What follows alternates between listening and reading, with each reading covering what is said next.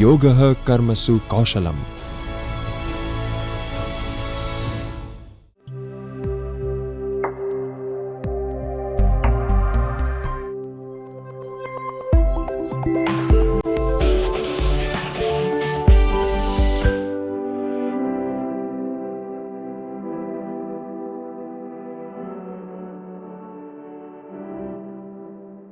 Hello friends, this is Professor Neelam Panchal from Gujarat University and I welcome you all in this session on types of plans.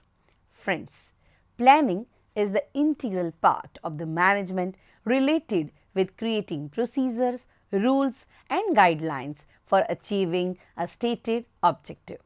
Planning is done at both the macro and the micro level. Managers must create broad objectives and mission statements as well as look after the day-to-day operations of the company. So, we are going to look into in this session type of plans in management and how they are used within the organizational framework. Let me explain you the objectives of the session. The objectives of the sessions are to make you understand the meaning of the strategic planning, to make you understand the analysis of the organizational tactical planning, to make you understand the basics of the operational planning, to understand how planning process takes place and to understand the characteristics of planning function. Let me explain you one by one all types of plans. So, basically we have three types of plan. Let us try to understand one by one. The first is a strategic plan. What is strategic plan? A strategic plan is a comprehensive overview of the entire business, its vision, objectives and value. This plan is the fundamental and the foundational basis of the organization and will dictate the decisions in the long run. The scope of the plan can be between 2, 3, 5 or even 10 years. Managers at every level will take the strategic approach to guiding their decisions. It also influences the organization's culture and how it interacts with the customers and the media. Thus, the strategic plan must be forward-looking, robust and flexible with a keen focus on maximizing the potential for growth. The crucial components of the strategic plan are number 1, vision. Where does the organization intend to be 5 years from now?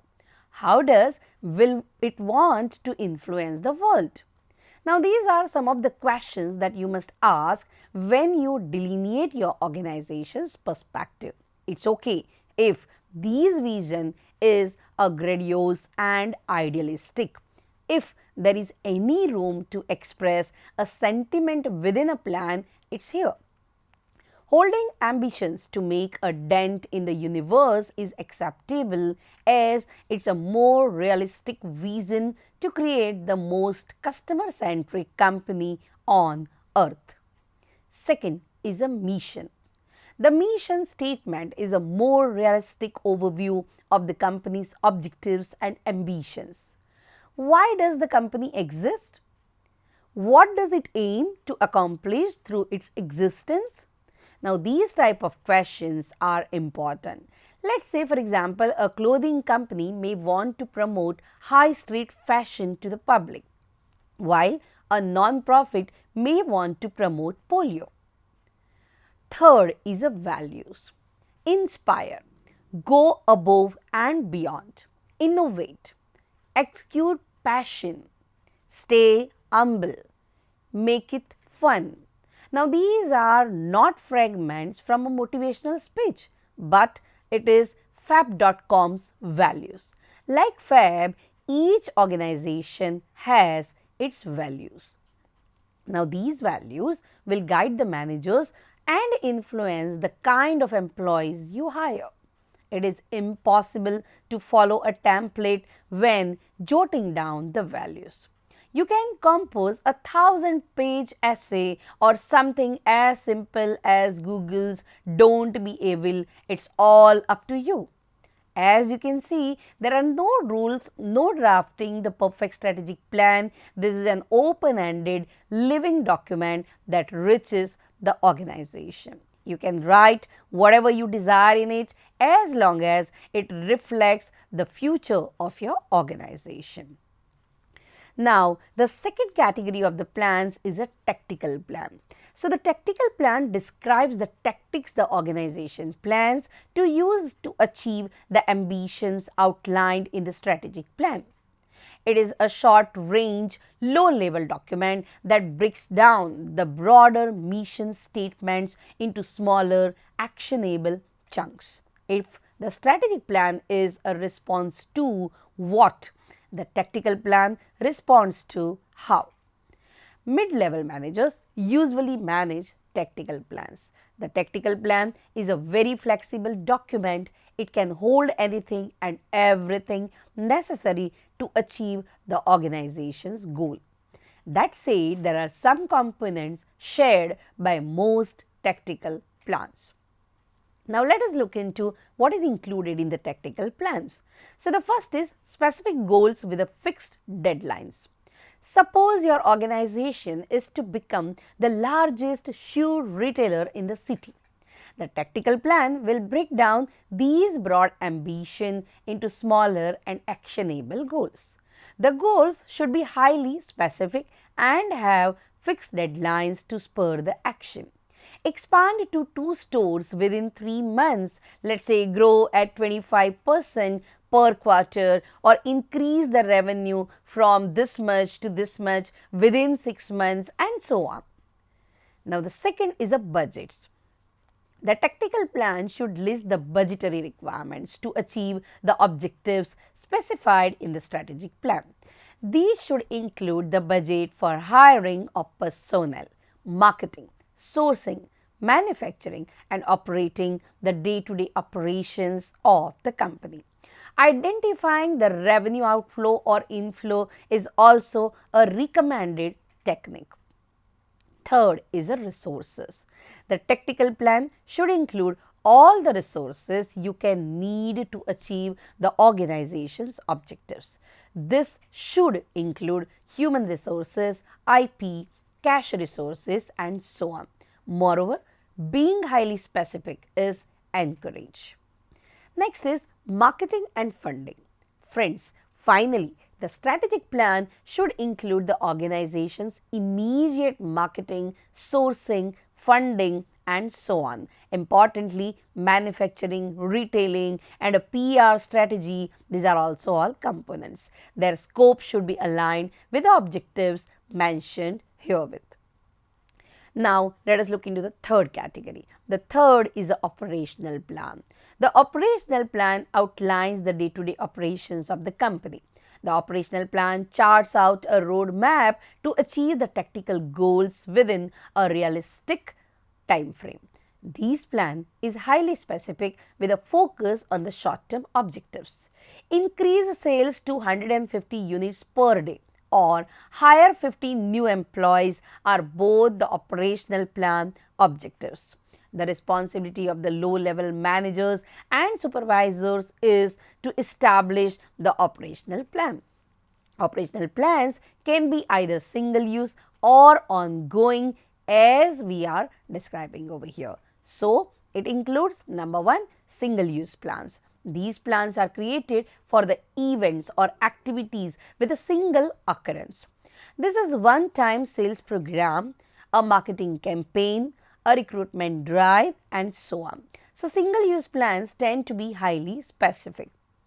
Second is the ongoing plans. Now, these are the plans that can be used in the multiple settings on a continuous basis. So, ongoing plans can be of different types, such as number 1, policy. So, what is policy? A policy is a general document that dictates how managers should approach a problem. It influences decision making at the micro level.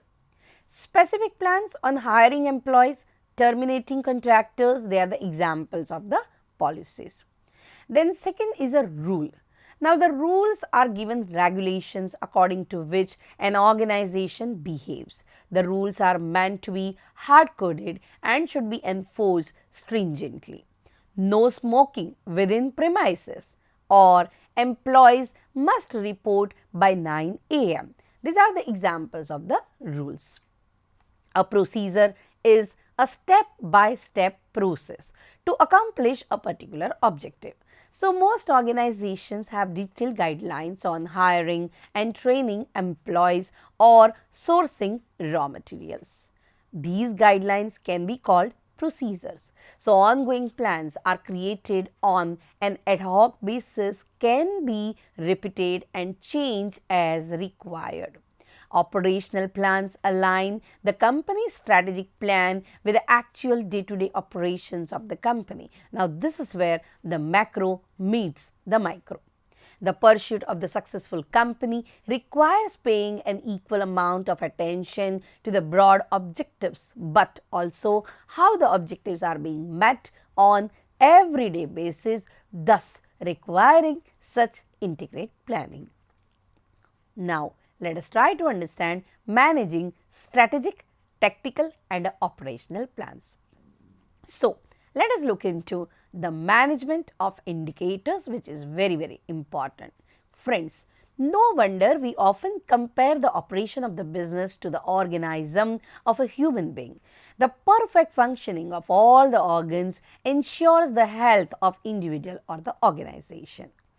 Now, we are also aware of whether or not the things are satisfactory by analyzing the symptoms: cash flow, profitability, revenue, productivity, quality, efficiency and so on.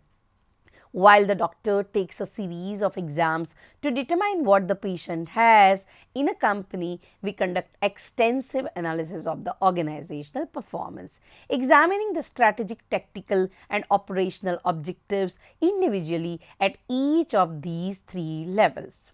From a company strategic plan, we set the primary objectives for the next period, divide them into the goals to be met, and then assign indicators that indicate if we are on the right track to achieve the desired objectives.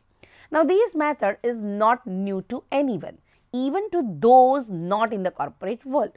Now, when we have a goal such as purchasing a home or starting a business, we do basic strategic planning, even if only in thought.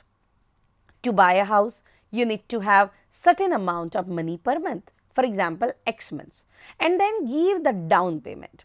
In business, this is not much different, as will be uncovered throughout the article. Secondly, the relevance of the indicators in the business context and their benefits. So, the continuous use of the performance indicators provides a guide to the actions of the company and its contributors towards the objective of the company. It is the best way to identify failures and opportunities in order to maximize the outcomes of the organization. It is also a way to monitor internal and external factors that impact the business, creating a controlled environment so that you are not at the mercy of the market fluctuations and downturns. Next is strategic alignment.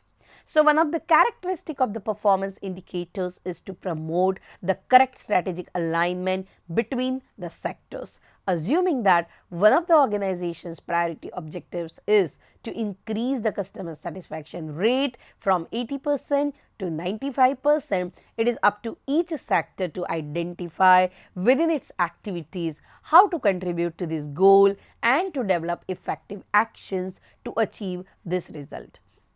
If the company does not communicate this goal to everyone, posing it as a challenge to be overcome together, the sales sector may be focused only on the number of conversations and does not pay the consideration to customer happiness during the sales process, which affects customer retention and increased marketing budget to capture more and more leads. Another easy to find example is that the inventory industry is concerned with the commodity inventory as the logistics people wait for the product separations to be delivered to the customers. The longer one sector takes to perform its activities, the lower the performance of the other, affecting the company's overall performance. Now, when there is a strategic alignment of the performance indicators, these situations do not occur, as everyone is aware of the company's priorities at that moment.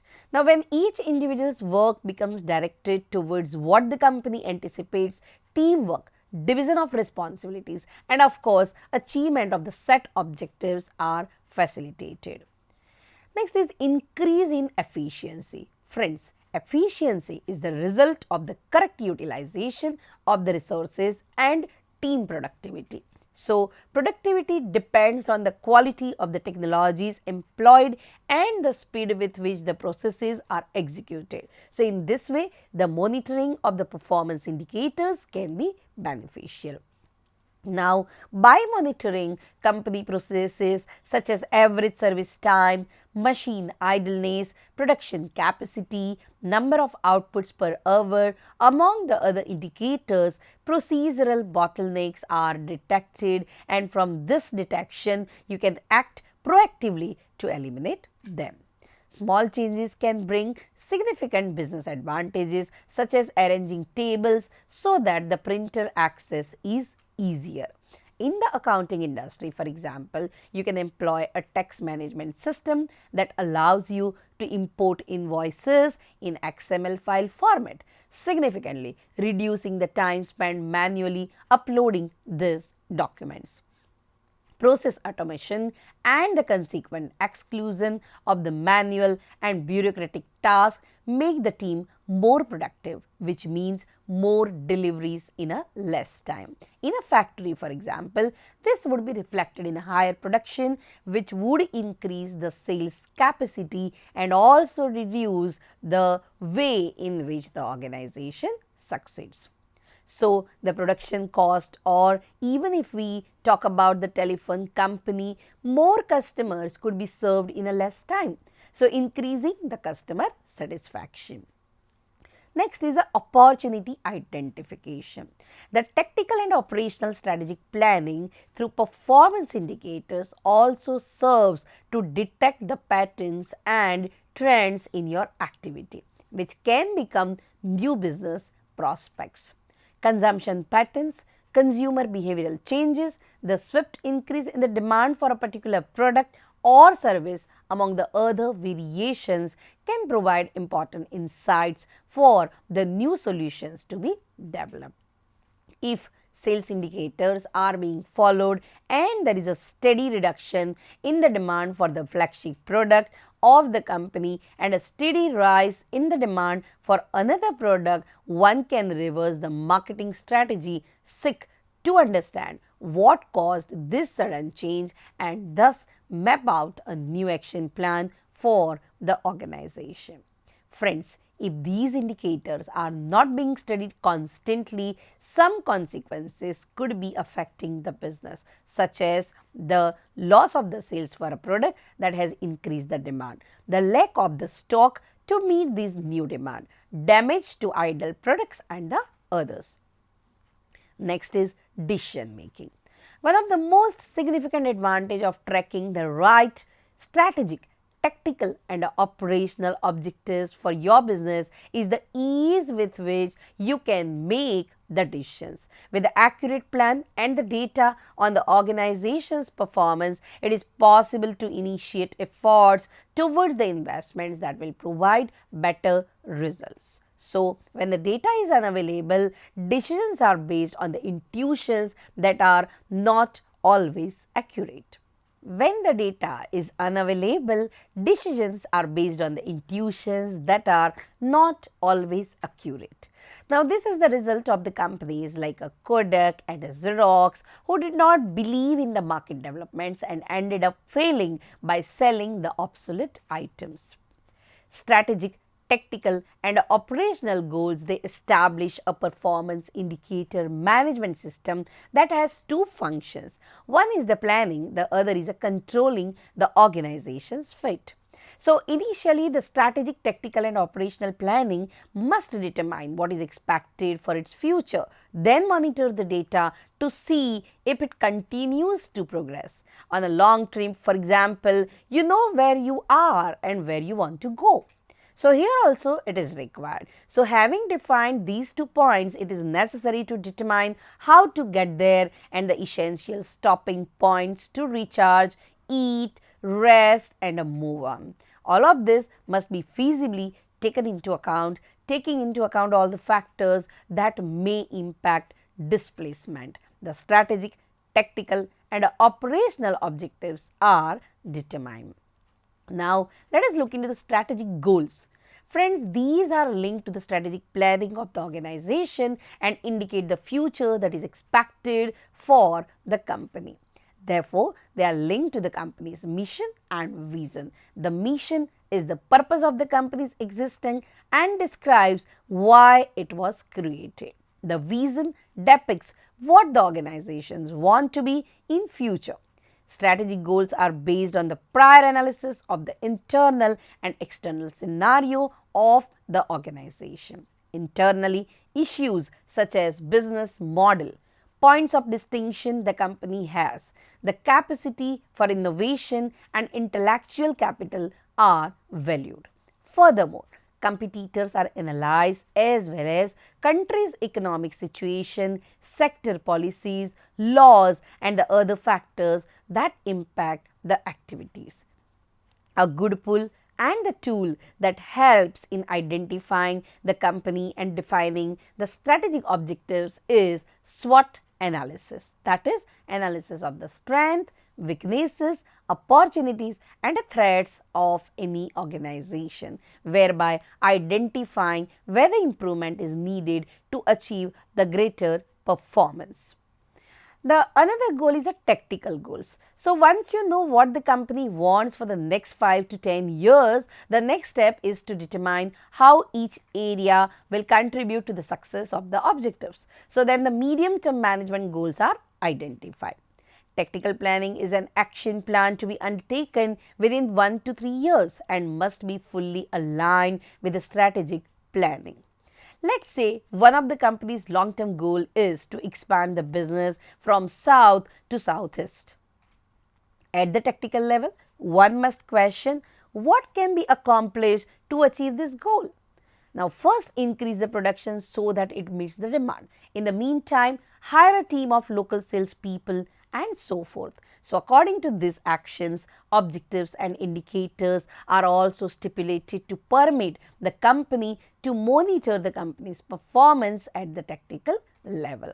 With the tactical level that has been meeting the objectives and being aligned with the strategy, there is a great chance of accomplishing the greater objectives of the organization. Next is operational goals. So, finally, we have operational or the short-term indicators. They are highly closely linked to the processes and the operations of the company. So, operational indicators are assigned to the individuals involving each company employee so that they actively contribute to the organizational strategic objectives. We can assign indicators such as building M2 per hour, which would be an indicator of the productivity. So, the law of a company can be interpreted as the number of contracts drafted per day or the number of jobs done. An operational plan aligned with the strategy is a crucial element and its implementation ensuring the completion of the medium and the long-term plans. Next is measuring strategic, tactical and operational goals.